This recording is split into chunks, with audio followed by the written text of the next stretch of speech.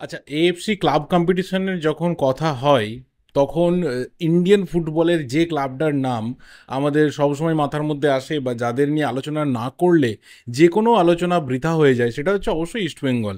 এবং কালকে আমি যখন মোহনবাগানকে নিয়ে এই ভিডিওটা বানালাম সেখানে একটা কমেন্ট খুব কমন ছিল, এশিয়ান কাপের কথা, এশিয়ান কাপ বা সান মিগুয়েল ট্রফির কথা। এইগুলো আমি কেন বললাম না, আমি কি এগুলো ভুলে গেলাম? সেটা নিয়ে কথা বলবো।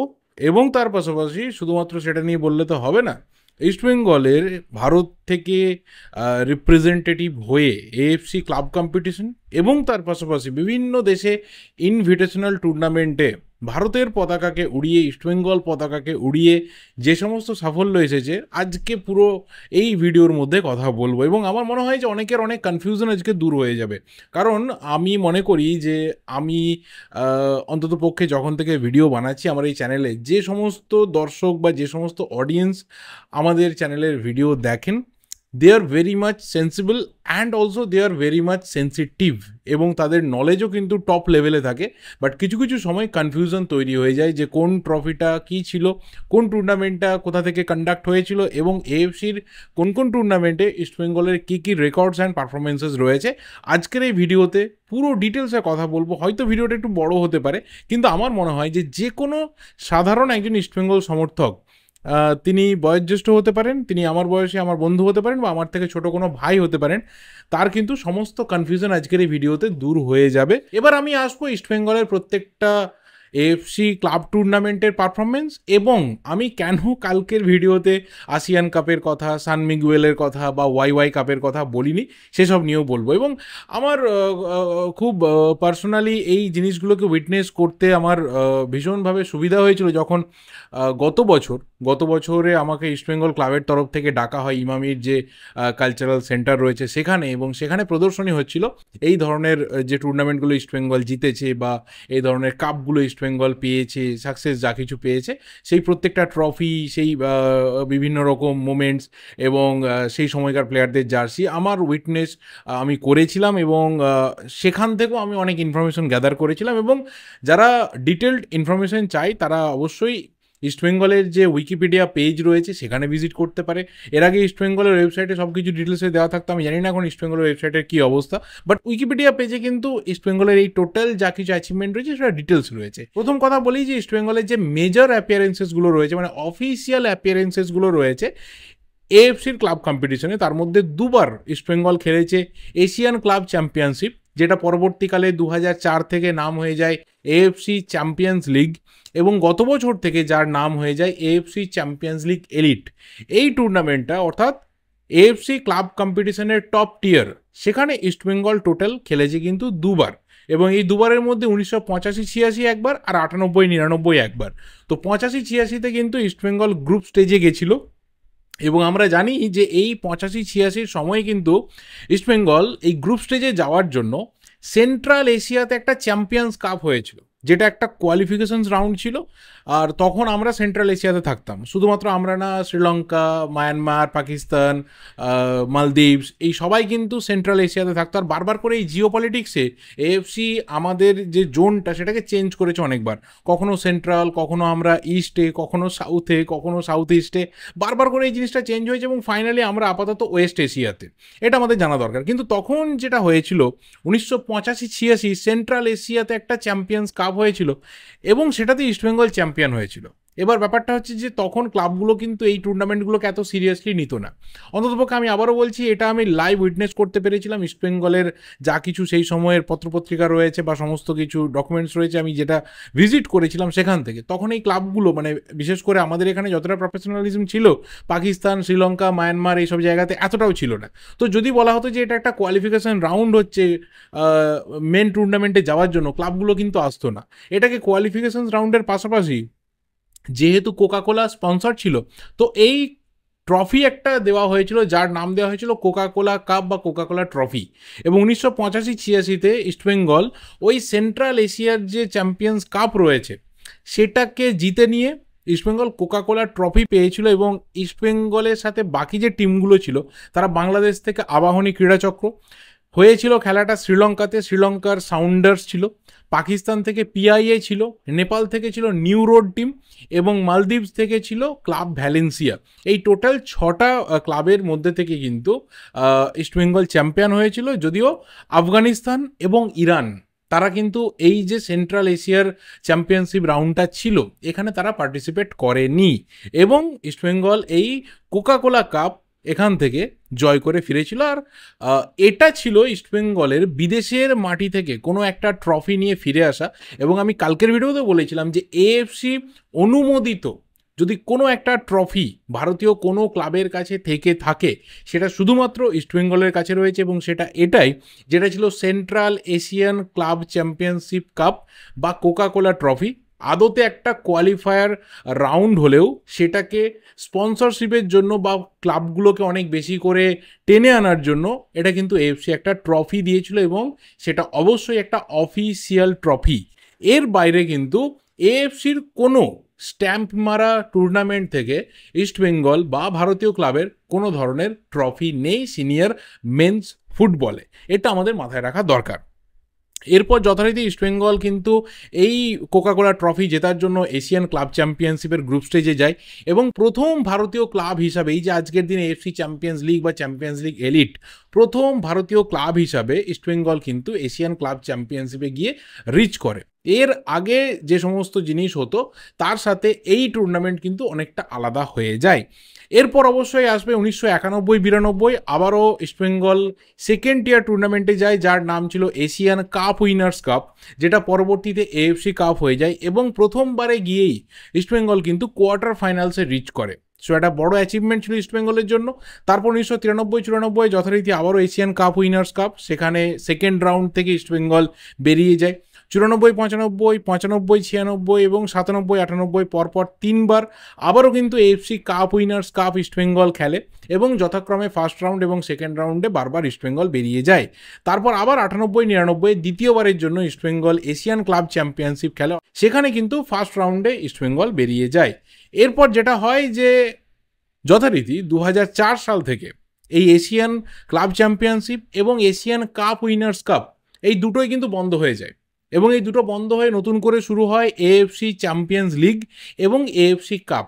এবং ইস্টবেঙ্গল এএফসি কাপের প্রথম বছরে গিয়ে 2003-04 সিজনে আবারও কিন্তু কোয়ার্টার ফাইনালে যায়। তো এখানে একটা মিল দেখতে হবে যে 1991-92-তে এশিয়ান কাপ উইনার্স কাপে গিয়েও কিন্তু ইস্টবেঙ্গল কোয়ার্টার ফাইনাল রিচ করেছিল, এবং এশিয়ান কাপ উইনার্স কাপ বন্ধ হওয়ার পর যখন এএফসি কাপ হলো তখনও কিন্তু ইস্টবেঙ্গল প্রথমবার গিয়েই আবারও কোয়ার্টার ফাইনাল খেললো। তো এই যে কোথাও একটা ধারা ধরে রাখা যে আলটিমেট ভালো একটা পারফরমেন্স তুলতে হবে, সেটা কিন্তু বারবার ইস্টবেঙ্গল শো করেছে। যদিও তারপরে টোটাল 5টা এএফসি কাপের এডিশনে ইস্টবেঙ্গল গ্রুপ স্টেজ থেকে ছিটকে যায়, এবং এখানে আমি কালকে বলেছিলাম যে কোথাও মোমেন্টাম ধরে রাখা বা সিরিয়াসলি নেওয়া এটা কিন্তু সবসময় হতো না। এটা কিন্তু আমাদের এখানে ক্লাবগুলোর মধ্যে একটা ঘাটতি ছিল। যদি কেউ মনে করতো যে আমি কন্টিনিউয়াসলি তো এফসি কাপে যাচ্ছি, যেমন ইস্টবেঙ্গলের কথা যদি বলি 2003-04 ইস্টবেঙ্গল কোয়ার্টার ফাইনাল খেলছে, তারপর 4-5, 7-8, 9-10, 10-11, 11-12, অর্থাৎ কন্টিনিউয়াসলি ইস্টবেঙ্গল কিন্তু যাচ্ছে, বাট কোথাও সেই মানের টিম বিল্ড আপ বা সেইভাবে ডেডিকেশন বা সেই ফোকাসটা বা সেই মোটিভেশনটা সবসময় কিন্তু ইস্টবেঙ্গলের মধ্যে, বা ন্যাচারালি আমি কালকে বলেছিলাম কোনো ইন্ডিয়ান ক্লাবের মধ্যে এই কন্টিনিউয়াস ব্যাপারটা কিন্তু ছিল না। তো সেই কারণে ইস্টবেঙ্গল প্রতিবার গ্রুপ স্টেজ থেকে বেরিয়ে যায়। বাট তারপর আসে 2012-13 এএফসি কাপ, যেটা ইস্টবেঙ্গলের হিস্ট্রিতে এএফসি ক্লাব টুর্নামেন্টের সব থেকে সফলতম একটা বছর, কারণ ইস্টবেঙ্গল সেইবার সেমিফাইনাল রিচ করেছিল। তারপর আবার 2014-15-তে ইস্টবেঙ্গল শেষবারের মতো এএফসি কাপ খেলে, আবার গ্রুপ স্টেজ থেকে কিন্তু বেরিয়ে যায়। এরপর সরাসরি এসে যায় 2024-25 সিজন, সেখানে ইস্টবেঙ্গল প্রথমে এএফসি চ্যাম্পিয়ন্স লিগ 2 এর কোয়ালিফাইং রাউন্ড খেলে, প্রিলিমিনারি স্টেজ, বাট সেখানে অল্টি নাসিরের এগেনস্ট আমরা জানি গত বছর হেরে গেছিল। তারপর ইস্টবেঙ্গল যায় এএফসি ক্লাব কম্পিটিশনের 3rd টিয়ারে, এবং সেখানে কোয়ার্টার ফাইনালে গিয়ে আরকাদাগের কাছে দুটো লেগে কিন্তু ইস্টবেঙ্গল হেরে বিদায় নেয়। তো ইস্টবেঙ্গল একমাত্র ক্লাব যাদের কিন্তু এই 3টে তোমার টিয়ারে খেলা হয়ে গেছে, টপ টিয়ার, সেকেন্ড টিয়ার এবং 3rd টিয়ার। এবং অবশ্যই যদি সাকসেস দেখা হয় তাহলে দেখা যাবে যে মোট 3বার ইস্টবেঙ্গল কোয়ার্টার ফাইনাল খেলেছে, একবার সেমিফাইনাল খেলেছে, এবং প্রায় প্রতিবারই গ্রুপ স্টেজ বা 2-1বার ওই সেকেন্ড রাউন্ড অব্দি ইস্টবেঙ্গল গেছে। সো এএফসির কোনো ক্লাব টুর্নামেন্টে এটা হচ্ছে ইস্টবেঙ্গলের রেকর্ড। এবার এর মধ্যে কিন্তু আসিয়ান কাপ বা আসিয়ান যে ক্লাব চ্যাম্পিয়নশিপ কাপ সেটা নেই, সান মিগুয়েল বা ওয়াই কাপ তো ডেফিনেটলি নেই। এবার আসবো যে ইস্টবেঙ্গল বেশ কিছু জায়গাতে ইনভিটেশনাল টুর্নামেন্ট খেলতে গেছিল, অর্থাৎ যে কোনো দেশে যখন টুর্নামেন্ট হয় তারা বিদেশ থেকে বহু ক্লাবকে ইনভাইট করে। আমরা যেমন আমাদের এখানে দেখেছি ডুরান্ড কাপে অন্য ক্লাবদেরকে বা অন্য দেশ থেকে কোনো ক্লাবকে ইনভাইট করে নিয়ে আসা হয়। একটা সময় আইএফএ শিল্ডের রেগুলার বেসিসে বড় বড় ক্লাবদেরকে ইনভাইট করে ডাকা হতো, সেখানে বায়ার্ন মিউনিখের 2 টিম অর্থাৎ বায়ার্ন মিউনিখের রিজার্ভ টিম অবধি আমাদের এখানে আইএফএ শিল্ডে খেলে গেছে। তো সেরকম ইনভিটেশনাল টুর্নামেন্টে ভারতের বহু club, professional and amateur club, তারা কিন্তু বাইরে গেছে। ইস্টবেঙ্গলও তাদের মধ্যে অন্যতম যারা বেশ কয়েকবার বাইরে খেলতে গেছে ইনভিটেশনাল টুর্নামেন্ট। আবারও বলছি, এই টুর্নামেন্টগুলো কিন্তু ইনভিটেশনাল টুর্নামেন্ট, না তো এখানে কোথাও কোয়ালিফাই করতে হতো, না তো এখানে কোথাও টাকা দিয়ে যেতে হতো, না তো অন্য কিছু ব্যাপার।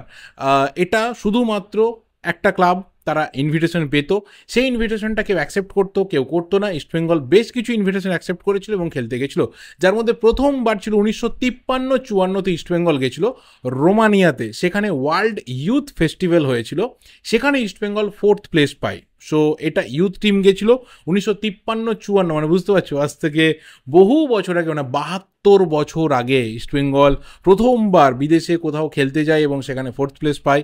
বিদেশে অনেকবার এক্সপোজার ট্যুর ইস্টবেঙ্গল করেছে, বাট তার সাথে কিন্তু ইনভিটেশনাল টুর্নামেন্টের সম্পর্ক নেই। বিদেশে ট্যুর বহুবার ইস্টবেঙ্গল করেছে, বাট আমি যেটা বলছি সেটা শুধুমাত্র ইনভিটেশনাল টুর্নামেন্টগুলোর কথা। এরপর কিন্তু ইস্টবেঙ্গল আবার যায় 1991-92 সালে বাংলাদেশে, সেখানে বিটিএস ক্লাব কাপ হচ্ছিল, ইস্টবেঙ্গল সেমিফাইনালে যায় এবং 1991 বিটিএস ক্লাব কাপ, সেখানে ইস্টবেঙ্গল সেমিফাইনালে কিন্তু তোমার ঢাকা আবাহনীর কাছে 1-0 গোলে হেরে যায় এবং এক্সট্রা টাইমে গিয়ে দেখা যাচ্ছে এখানে খেলা শেষ হয়েছিল, ইস্টবেঙ্গল ঢাকা আবাহনীর এগেনস্টে ম্যাচ হেরে গেছিল। আর এখানে আরও একটা জিনিস বলে রাখা দরকার যে এই সেমিফাইনালে কিন্তু মোহনবাগান ঢাকা মোহামেডানের কাছেও 1-0 গোলে হেরে গেছিল। সরি, ইস্টবেঙ্গল 2-1 গোলে হেরেছিল আর মোহনবাগান ঢাকা মোহামেডানের কাছে 1-0 গোলে হেরেছিল। আদারওয়াইজ আমরা বাংলাদেশের মাটিতে হয়তো কলকাতা ডার্বি দেখতে পেতাম যদি ইস্টবেঙ্গল এবং মোহনবাগান রেসপেক্টিভলি ঢাকা আবাহনী এবং ঢাকা মোহামেডানকে হারাতে পারত। 1991-92 পর আবার 1993-94-তে ইস্টবেঙ্গল ডাক পায় নেপালে ওয়াই কাপ খেলার জন্য এবং সেই ওয়াই কাপ 1993 কিন্তু ইস্টবেঙ্গল চ্যাম্পিয়ন হয়ে ফিরেছিল। এরপর 96-97 ইস্টবেঙ্গল কোকা-কোলা কাপে যায় নেপালে খেলতে, আবারও একটা ব্র্যান্ডেড টুর্নামেন্ট এবং সেখানে আবারও সেমিফাইনালে ইস্টবেঙ্গল চলে যায়, সেমিফাইনাল থেকে ইস্টবেঙ্গল বিদায় নেয় এবং তারপর ইস্টবেঙ্গল 96-97 কিন্তু বাংলাদেশে গেছিল, বঙ্গবন্ধু কাপ হয়েছিল এবং সেই বঙ্গবন্ধু কাপে ইস্টবেঙ্গল গ্রুপ স্টেজ থেকে বিদায় নিয়েছিল। 2003-04 ইন্দোনেশিয়াতে ইস্টবেঙ্গল ডাক পায়। ইস্টবেঙ্গলের হিস্ট্রিতে সব থেকে সফলতম যে টুর্নামেন্টটা, সেই টুর্নামেন্টটা খেলতে যাওয়ার জন্য, অর্থাৎ 2003 আসিয়ান ক্লাব চ্যাম্পিয়নশিপ। এর কথা কেন আমি কালকে বলিনি, কারণ এটা আসিয়ান যে ফেডারেশন রয়েছে তাদের দ্বারা কন্ট্রোলড একটা ক্লাব চ্যাম্পিয়নশিপ শুরু হয়েছিল, মাঝখানে বন্ধ হয়ে গেছিল, আবার কিন্তু ওরা রিস্টার্ট করেছে। আসিয়ান অর্থাৎ আমাদের যে সাউথ ইস্টের নেশনসগুলো রয়েছে তাদের একটা ফুটবল ফেডারেশন রয়েছে, association of south east Asia Nations, তাদের একটা ফুটবল ফেডারেশন রয়েছে। যেমন আমাদের এখানে সাফ রয়েছে, যেমন সেন্ট্রাল এশিয়াতে কাফার রয়েছে, ওয়েস্ট এশিয়াতে ওয়াফ রয়েছে, ইস্ট এশিয়াতে ইএফ রয়েছে, ঠিক তেমনই কিন্তু আসিয়ান রয়েছে সাউথ ইস্টের জন্য। তারা একটা ক্লাব টুর্নামেন্ট করেছিল এবং সেখানে ইস্টবেঙ্গল ফাইনালে বেকতেরো সাসানা, যাদের কাছে গ্রুপ স্টেজে কিন্তু ইস্টবেঙ্গল হেরে গেছিল, সেই বেকতেরো সাসানা, বর্তমানে যাদের নাম পুলিশ তেরো সাসানা, তাদের হারিয়ে ইস্টবেঙ্গল এই 2003 আসিয়ান ক্লাব চ্যাম্পিয়নশিপ জেতে এবং সেই বছর বা সেই সিজনে এই বেকতেরো সাসানা বা বর্তমানের পুলিশ তেরো সাসানা তারা কিন্তু এএফসি চ্যাম্পিয়ন্স লিগের ফাইনাল খেলেছিল। তো মাথায় রাখা দরকার যে কোন লেভেলের টিমের against East Bengal ASEAN club championship final খেলেছিল এবং কাদের হারিয়েছিল। এবং সেই টুর্নামেন্টে আমরা জানি একজন ভারতীয় striker, the legend Baichung Bhutia, he was the top scorer. আমরা তখন খুব ছোট, বাট অন্ততপক্ষে পেপারে পরের দিনকে দেখে বা তার আগে থেকে দেখে একটা কোথাও আলাদা গর্ব হয়েছিল যে ভারতবর্ষ থেকে একটা ক্লাব আমার দেশের জাতীয় পতাকা নিয়ে বিদেশ থেকে কিছু একটা করে ফিরেছে। এর মাহাত্ম্য কী রয়েছে সেই সময়ে বুঝিনি, বাট পরে যত বড় হয়েছি বুঝতে পেরেছি যে এটা কতটা ইম্পর্টেন্ট ছিল ভারতের একটা ক্লাবের জন্য। বাট যারা কালকে কমেন্ট করেছেন তাদের আবার এখানে বলতে চাই যে এই টুর্নামেন্টে কিন্তু এএফসির কোনো টুর্নামেন্ট ছিল না। এরপর যথাক্রমে 2004-05 ইস্টবেঙ্গল 2004 পেপসি ম্যাক্স চ্যালেঞ্জ কাপে যায় ইংল্যান্ডে, সেখানে 4th প্লেস পাই। 2004-05 ইস্টবেঙ্গল নেপালে যায়, সেখানে সান মিগুয়েল ইন্টারন্যাশনাল একটা কাপ হয়, সেটাও একটা ইনভিটেশনাল টুর্নামেন্ট, সেটা ইস্টবেঙ্গল চ্যাম্পিয়ন হয়ে ফিরে আসে। এরপর 2011-12 ইস্টবেঙ্গল যায় ভিয়েতনাম, 2011 বিটিভি বিকামেক্স আইডিসি কাপ, এবং লাস্ট কোনো ইনভিটেশনাল টুর্নামেন্ট ইস্টবেঙ্গল খেলেছে আজ থেকে 10 বছর আগে 2015-16 সিজনে, এবং সেখানে বাংলাদেশে যায় Sheikh Kamal international club cup খেলতে, এবং সেখানে ইস্টবেঙ্গল কিন্তু রানার্স আপ হয়। এটাও ইস্টবেঙ্গল জিতে ফিরে আসতে পারতো, কিন্তু ফাইনালে চিটাগং আবাহনী তারা ইস্টবেঙ্গলকে হারিয়ে দেয়, এবং ফাইনালি কিন্তু ইস্টবেঙ্গল এই ট্রফি আর জিততে পারেনি। তো বিদেশের মাটি থেকে টোটাল 3বার ইস্টবেঙ্গল চ্যাম্পিয়ন হয়েছে, মোট 2বার সেমিফাইনাল খেলেছে এবং 1বার রানার্স আপ হয়েছে এই ধরনের ইনভিটেশনাল টুর্নামেন্টে। এর বাইরে আমি অন্ততপক্ষে ইস্টবেঙ্গলের বিদেশ থেকে কোনো ইনভিটেশনাল টুর্নামেন্ট বা সেখানে ডাক পাওয়া বা সেখানে সাকসেস তার কিছু খুঁজে পাইনি, বা যে প্রদর্শনীতে আমি অন্তত ডাক পেয়েছিলাম, গেছিলাম, ঘুরেছিলাম, সেখানেও এর বাইরে আর কিছু দেখিনি। আই হোপ যা কিছু কনফিউশন ছিল regarding the AFC club tournament or club trophies, আর তার সাথে বিভিন্ন ধরনের ইনভিটেশনাল টুর্নামেন্টে ইস্টবেঙ্গলের পারফরমেন্স, সাকসেস, এই সব কিছু নিয়ে আমার মনে হয় যে কনফিউশনটা আমি ক্লিয়ার করতে পারলাম। আই হোপ ভিডিওটা ভালো লেগেছে। ভালো লাগলে অবশ্যই লাইক করো, শেয়ার করো, তোমাদের ওপিনিয়নগুলো রিগার্ডিং দিস ভিডিও অবশ্যই কমেন্ট করে জানাতে থাকো। দেখা হবে পরের ভিডিওতে। টিল দেন অবশ্যই চ্যানেলটা কিন্তু সাবস্ক্রাইব করে যেও। Thank you and good by.